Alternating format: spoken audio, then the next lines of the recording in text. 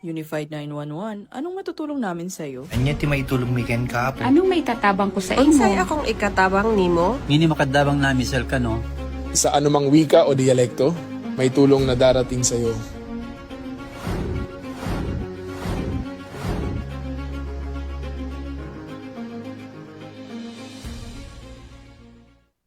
Lilingkod sa bawat Pilipino at magbibigay ng tamang impormasyon para sa tahimik at maayos na Pilipinas. Police News Network, alagad ng batas, tagapagtaguyod ng balitang pulis, sandigan ng mamamayan, patnubay ng katotohanan.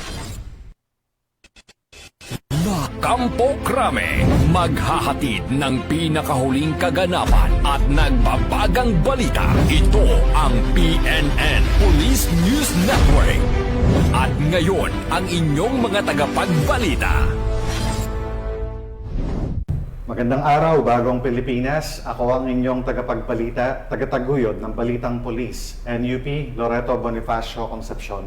At ngayong araw ng Miyerkules, muli nating makakasama bilang special guest co-host, walang iba kundi si Ms. Ricky Abuel de la Peña, ang Miss Universe Philippines Lukban 2024 at Miss Youth Grand Winner 2019.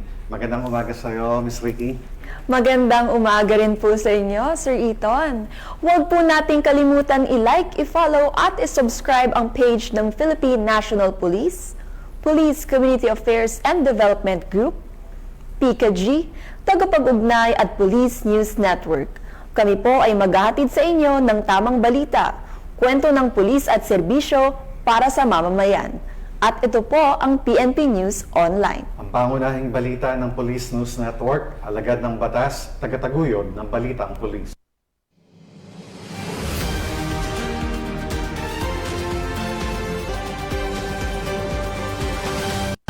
Narito ang mga balitang dapat niyong abangan. 1.7 milyong pisong halaga ng hinihinalang shabu nasabat sa Bacolod City, 2 suspect arestado. High-value individual at 4 na iba pa arestado sa anti-illegal drug operation sa Pampanga. At 2 miyembro ng Communist Terrorist Group na may kasong arson, arestado ng Ifugao PNP.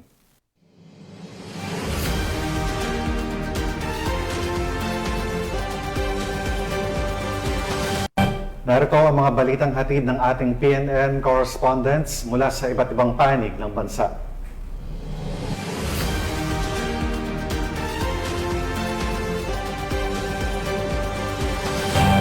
Simulan naman natin ang balita mula sa bahagi ng Luzon.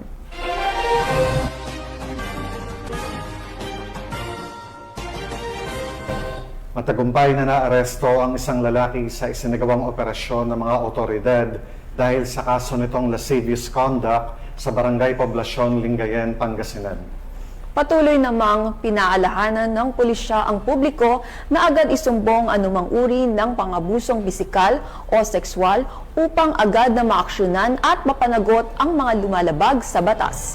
Patrolman Dennis Carinal, ibalita mo. Ng mga otoridad sa Lingayen, Pangasinan, ang isang lalaki na may kinakaharap na kaso na lascivious misconduct.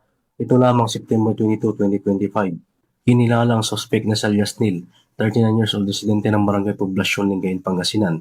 Siya ay inaresto ng warrant section ng Lingayen Police Station, dakong 7:50 po ng umaga sa parihong barangay.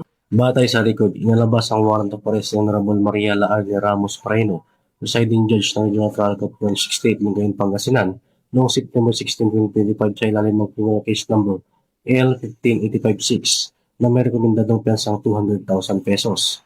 Ayon sa Lingayen Police Station, may sagawang operasyon ng maayos at nitala gamit ang 2 alternative recording device. Matapos maresto, isinalalim si Neil sa medical examination sa Lingayen District Hospital bago dinala sa Lingayen Police Station para sa tamang dokumentasyon at disposisyon. Patuloy namang pinalalahanan ng PNP ang publiko na makipagtulungan sa mga operasyon upang mapanatili ang katahimikan at kaayusan sa komunidad para sa bagong Pilipinas.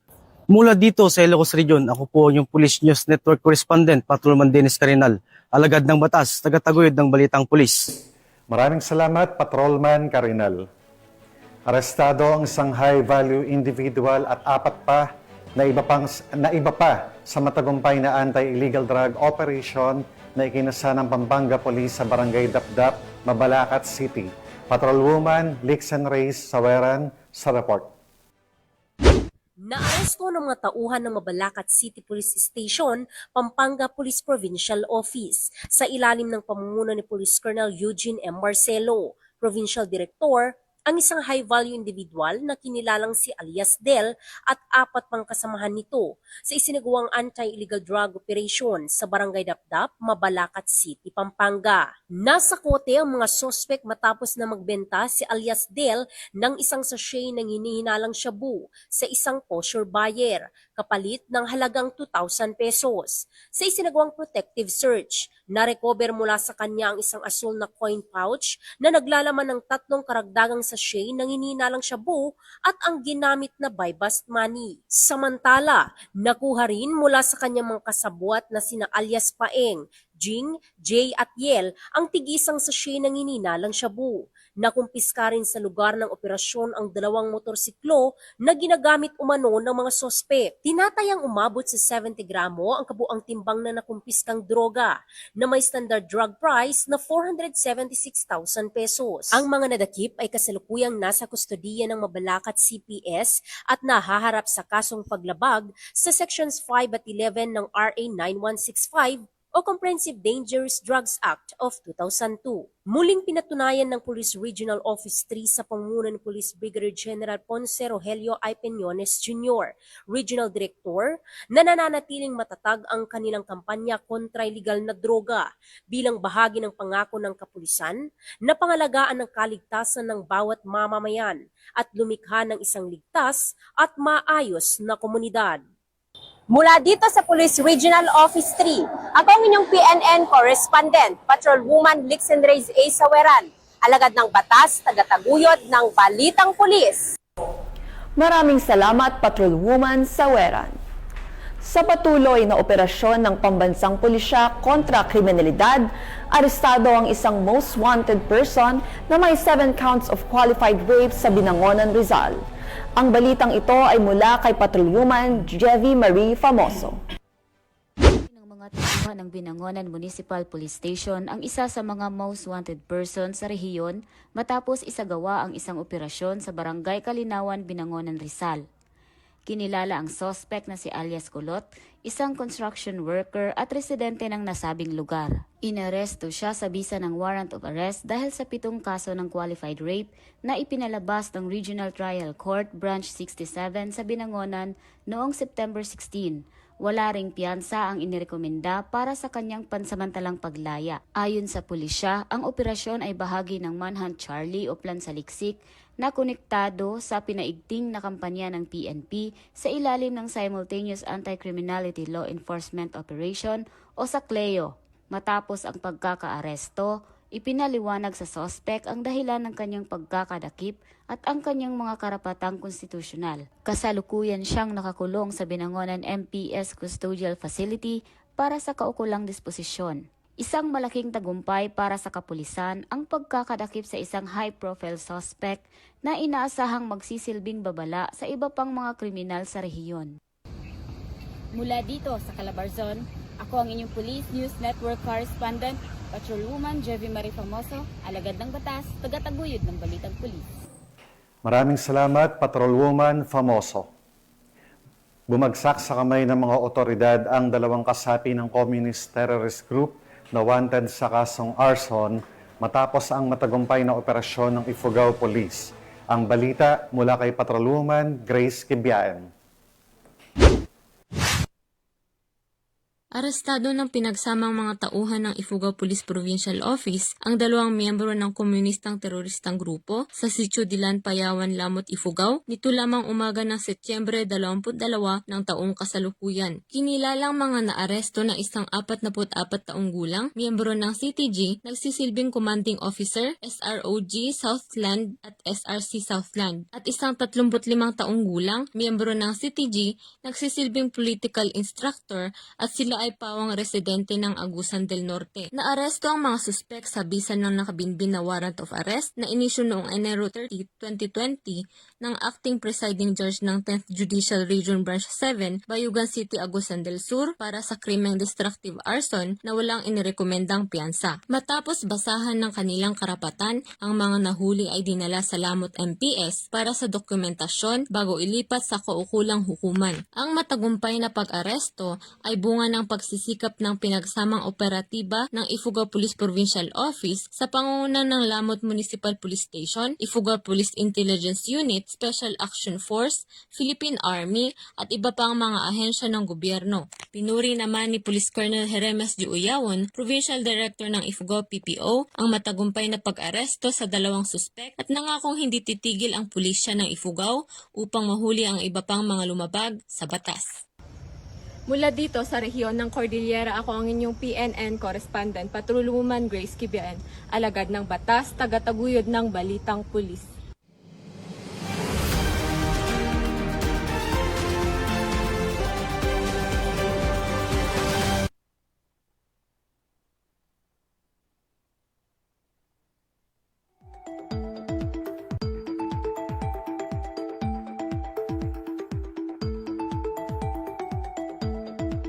Narito ang ating latest weather update.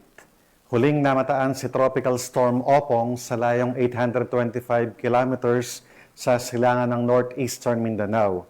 Taglay nito ang maximum sustained winds na 65 kilometers per hour at bugso na umaabot sa 80 kilometers per hour. Kumikilos ito pakanluran hilagang timog sa bilis na 20 kilometers per hour. Bagamat nasa labas pa ng Philippine Area of Responsibility, inaasahang papalapit ito sa silangang bahagi ng bansa sa mga susunod na araw. Patuloy po nating babantayan ang kilos nito.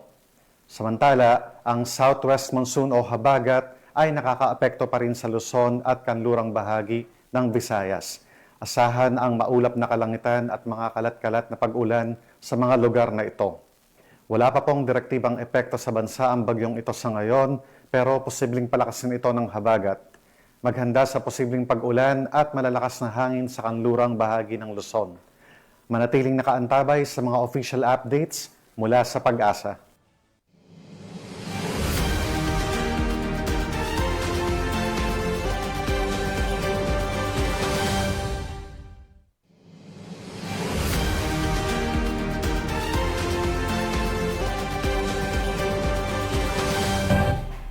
Tunghayan naman natin ang mga balita mula sa Visayas.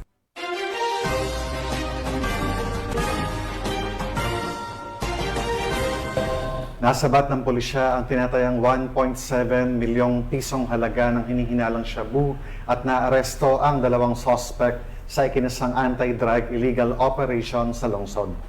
Tinitiyak naman ng PNP na magpapatuloy ang kanilang maigting na operasyon upang tuluyang maputol ang supply at distribusyon ng iligal na droga sa lungsod at karatig na lugar. Magbabalita dyan si Patrolwoman Andrea Dominic de Palupos. Matagumpay na operasyon laban sa iligal na droga ang isinagawa ng Bacolod City Police Office sa ilalim ng pamumuno ni Police Colonel Joris T. Coronica, City Director, sa Vicente Yap Street, Barangay Singkang Airport, Bacolod City, nito lamang ika-22 ng Setyembre taong kasalukuyan. Ang operasyon ay isinagawa ng City Drug Enforcement Unit sa tulong ng isang confidential informant sa pakikipag-ugnayan sa Philippine Drug Enforcement Agency na nagresulta sa pagkaka-aresto ng isang high-value individual na kinilalang si alias Roy, 25 taong gulang, na italagang high-value individual na sangkot umano sa malawakang bentahan ng iligal na droga sa Bacolod City. Kasama niyang naaresto ang isang 15 taong gulang na menor de edad na nakilalang alias Junior na mga residente ng Purok Abada Sky Zone 5, Barangay Vista Alegre, Bacolod City. Nakumpiska sa pag-iingat ng mga sospek ang humigit kumulang 250 gramo ng hinihinalang shabu na may tinatayang halaga na 1,700,000 piso, isang caliber .357 revolver na may mga bala at iba pang non-drug items. Kasalukuyang nasa kustodiya na ng Bacolod City Police Station 8 si alias Roy para sa tamang disposisyon at haharap sa kasong paglabag sa RA 9165 o ang Comprehensive Dangerous Drugs Act of 2002 at karagdagang paglabag sa RA 10591 o ang Comprehensive Firearms and Ammunition Regulation Act. At ang minor de edad naman ay agad nang inilipat sa Social Development Center o SDC para sa nararapat na pangangalaga at pagsusuri. Ang nasabing operasyon ay bahagi ng mas pinaigting na kampanya ng Police Regional Office Negros Island Region laban sa iligal na droga, alinsunod sa mandato ng Philippine National Police na panatilihin ang kaayusan, kapayapaan at kaligtasan ng mamamayan sa buong bansa. Sa tulong ng komunidad at suporta ng lokal na pamahalaan, patuloy na nananawagan ang PNP sa publiko na makipagtulungan at magsumbong ng mga kahinahinalang aktibidad upang mas mapabilis ang pag-abot ng isang ligtas at drug-free na Western Visayas. Mula dito sa Police Regional Office 6, ako ang inyong Police News Network Correspondent, Patrolwoman Andrea Dominic Di Palobos, alagad na batas, tagataguyod ng balitang pulis. Maraming salamat, Patrolwoman De Palubos. Naaresto ng mga operatiba ng Corelia Municipal Police Station ang top 5 provincial most wanted person na nahaharap sa 4 na bilang ng kasong lascivious conduct sa ikinasang operasyon sa bayan ng Corelia, Bohol. Ang balitang ito ay hatid ni Patrolwoman Nikia Cañedo. Swak sa rehas ang top 5 most wanted person, provincial level, na may kasong lascivious conduct kaugnay sa Section 5B ng RA 7610 for counts matapos itong maaresto ng kapulisan ng Corillo sa Purok 6, Barangay Sambog, Corillo, Bohol nito lamang nakaraan. Kinilala ni Police Captain Janice C. Parcon, Chief of Police ng Corillo Municipal Police Station, Bohol Police Provincial Office, ang wanted na suspect na si Richer, 39 anyos, na residente ng nabanggit na lugar. Batay sa ulat, ang suspect ay naaresto ng mga otoridad sa bisa ng warrant of arrest para sa kasong 4 counts ng lascivious conduct kaugnay sa Section 5B ng RA 7610, Special Protection of Children Against Abuse, Exploitation and Discrimination Act na may 200,000 rekomendadong piyansa bawat kaso. Kasalukuyang nasa kustodiya ng Corillo Municipal Police Station ang suspect para sa dokumentasyon at tamang disposisyon.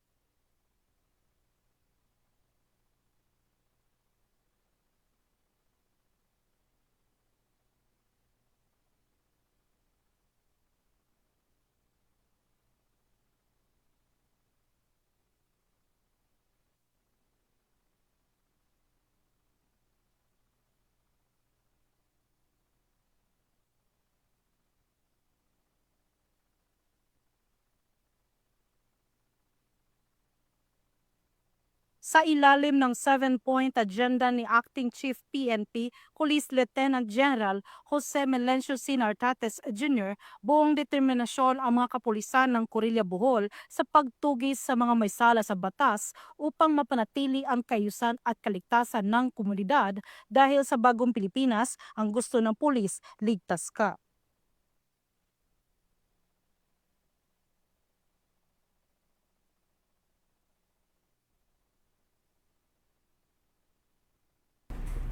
Maraming salamat, Cañedo.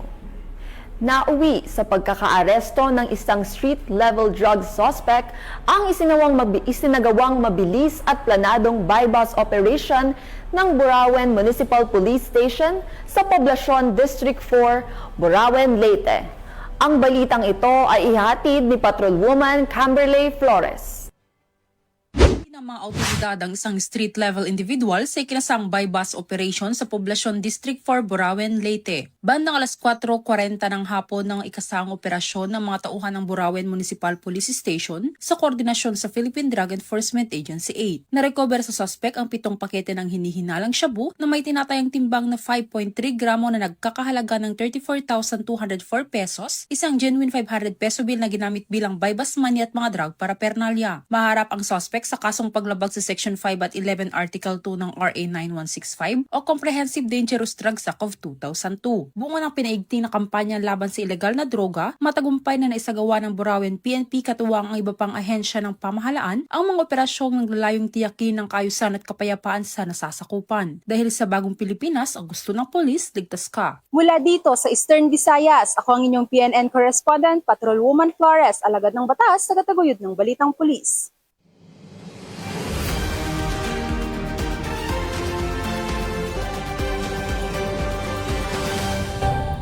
Narito naman ang mga balita mula sa bahagi ng Mindanao.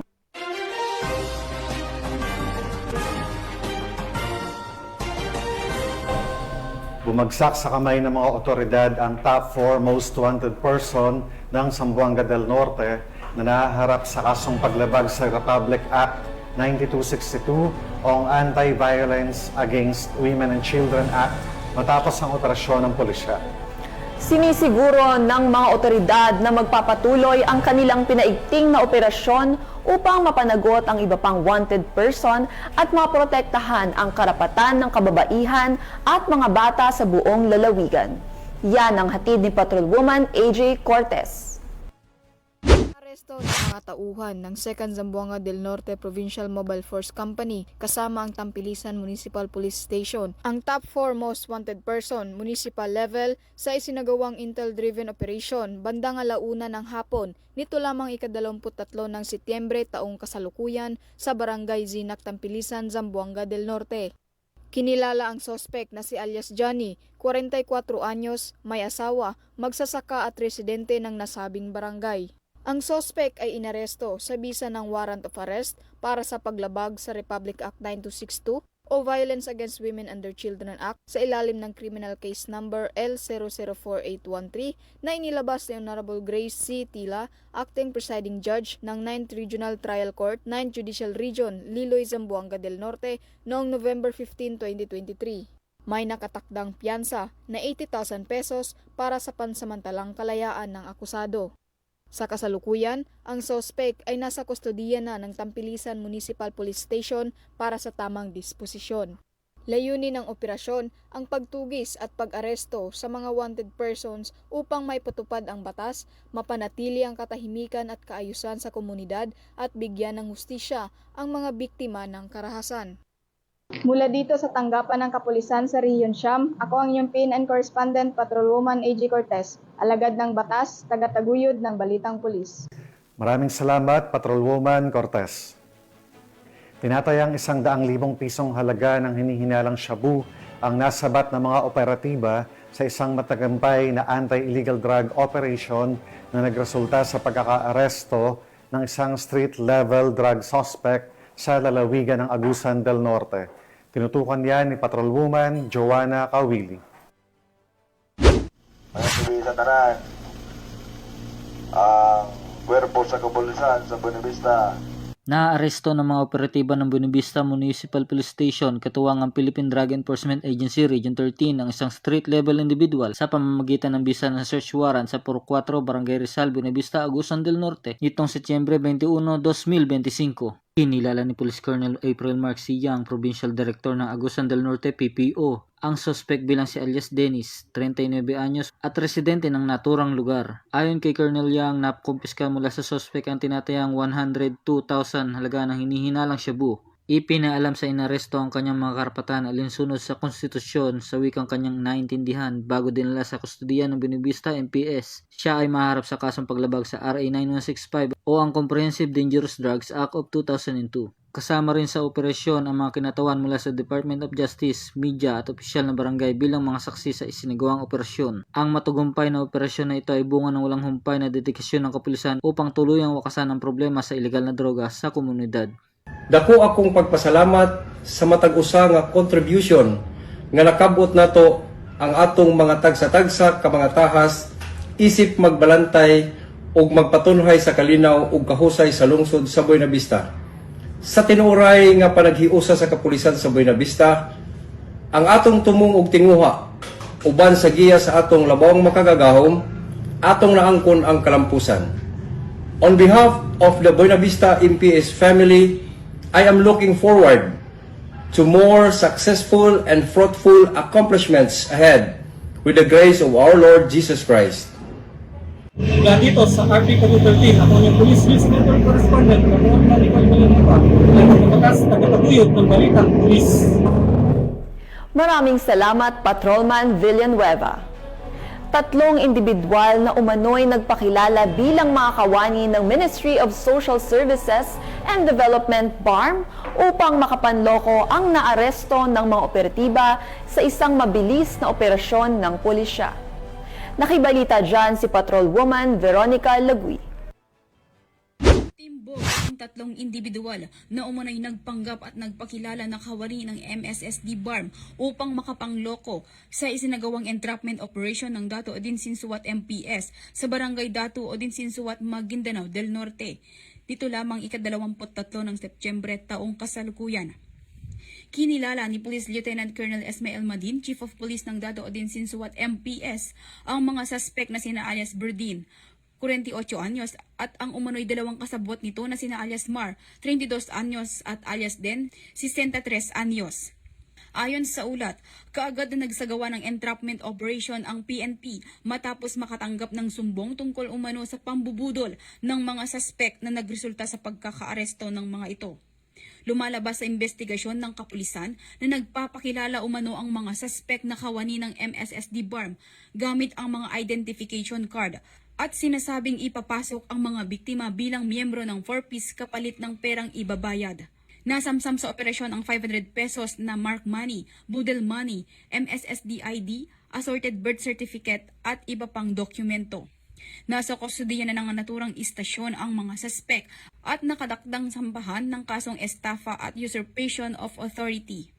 Patuloy na magsasagawa ng mga operasyon ang ating kapulisan para mahuli ang mga taong may pananagutan sa batas para mapanatiling mas maayos, tahimik at maunlad na bagong Pilipinas.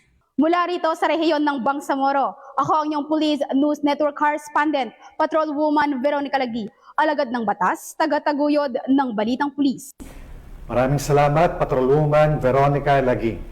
At yan ang mga balitang nakalap ng ating PNN correspondents mula Luzon, Visayas at Mindanao. At bago tayo magtapos, gusto ko po muli magpasalamat sa ating masusugod na manonood ng Police News Network at syempre pa sa ating special guest co-host ngayong araw na walang iba kundi si Ms. Ricky Abuel de la Peña. Maraming salamat, Ms. Ricky, sa pagpapaunlak sa imbitasyong ito na maging special guest co-host sa programang ito. Baka may nais kayong sabihin o ipaalam or i-promote na upcoming events at gustong pasalamatan, Ms. Ricky? Meron po kaming upcoming casting sa mga nagnanais po maging model. I-follow nyo lang po ang Block Model Management on Facebook and on Instagram. And pinapasalamatan at binabati ko rin po si Acting Chief PNP, Police Lieutenant General Jose Melencio Nartates Jr., Police Major General Roderick Augustus Alba, the Director for Police Community Relations.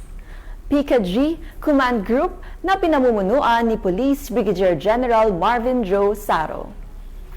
Police Colonel Joel Serrano, Police Colonel Adonis Guzman, Police Colonel Joel Ada, and of course sa lahat ng personnel ng Police Community Affairs and Development Group at sa lahat ng magigiting na pulis sa buong bansa.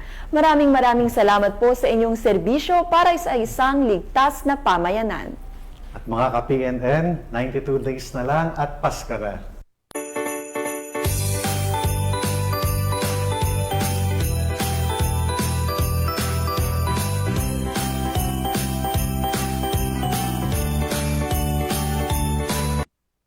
At sa ngalan ng pamunuan ng Philippine National Police, sa pangunguna ni Acting Chief PNP Police Lieutenant General Jose Melencio Nartates Jr. at sa pamumuno ni President Ferdinand Bongbong Marcos Jr., kami ay maglilingkod sa bawat Pilipino at magbibigay ng tama at balanseng balita. Mula rito sa tanggapan ng tagapag-ugnay ng Pambansang Pulisya, kami ang inyong tagapagbalita, tagataguyod ng Balitang Pulis, NUP Loreto Bonifacio Concepcion. At ako naman po si Miss Ricky Abuel de la Peña, your Miss Universe Philippines Lokban 2024 and Miss Philippine Youth Grand Winner 2019. Maghahatid ng tamang balita, kwentong pulis at serbisyo para sa mamamayan. At ito po ang PNP News Online. Ang pangunahing balita ng Police News Network.